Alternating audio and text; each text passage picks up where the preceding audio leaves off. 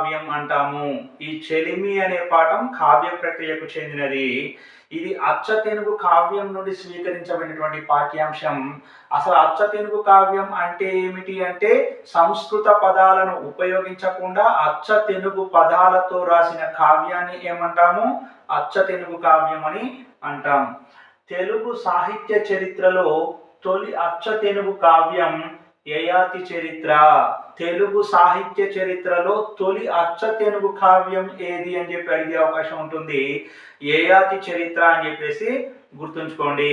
యయాతి చరిత్ర అనే కావ్యం యొక్క ప్రత్యేకత ఏమిటి అంటే తెలుగు సాహిత్యంలో ఇది తొలి అచ్చ తెనుగు కావ్యం.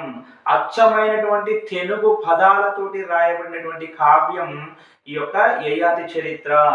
అదేవిధంగా మనం చూస్తే దీన్ని రాసింది పొన్నికంటి తెలగన. ఈ యయాతి చరిత్ర అనే అచ్చ తెలుగు కావ్యమును రాసింది ఎవరు? పొన్నికంటి తెలగన. చెలిమి పాఠం పొన్నికంటి తెలగన రచించిన యయాతి చరిత్రలోని తృతీయాశ్వాసం నుండి గ్రహించబడింది. మనం నేర్చుకుంటున్నటువంటి ఈ చెలిమి అనేటువంటి పాఠ్యాంశం పొన్నికంటి తెలగన రచించిన యయాతి చరిత్రలోని తృతీయాశ్వాసం నుండి గ్రహించబడింది. అంటే మూడవ ఆశ్వాసం నుండి గ్రహించబడింది. బాగా గుర్తుంచుకోవాలి.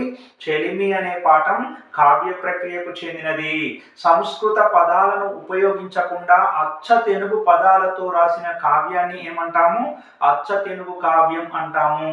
తెలుగు సాహిత్య చరిత్రలో తొలి అచ్చ తెనుగు కావ్యం ఏమిటి? యయాతి చరిత్ర. యయాతి చరిత్ర అనే అచ్చ తెనుగు కావ్యమును రాసిన కవి ఎవరు అంటే పొన్నికంటి తెలగన. పొన్నికంటి తెలగన రచించిన యయాతి చరిత్రలోని తృతీయాశ్వాసం నుండి గ్రహించబడినటువంటి పాఠ్యాంశమే చెలిమి. చెలిమి అనే పాఠం దేని నుండి గ్రహించబడింది అంటే పొన్నికంటి తెలగన రచించిన యయాతి చరిత్రలోని తృతీయాశ్వాసం నుండి గ్రహించబడింది. అంటే మూడవ ఆశ్వాసం నుండి గ్రహించబడింది. ఆశ్వాసము అంటే భాగం. మిగిలిన అంశాలు కూడా పరిశీలించండి.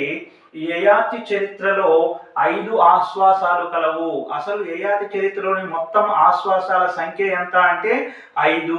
5 ఆశ్వాసాలు కల అచ్చ తెనుగు కావ్యం యయాతి చరిత్ర. కవి పరిచయం చూసినట్లయితే పొన్నిగంటి తెలగనామాత్యుడు 16వ శతాబ్దికి చెందినవాడు. పొన్నిగంటి తెలగననే తెలగనామాత్యుడు అని చెప్పేసి పిలవడం జరుగుతుంది. ఈ పొన్నిగంటి తెలగనామాత్యుడు 16వ శతాబ్దానికి చెందిన కవి.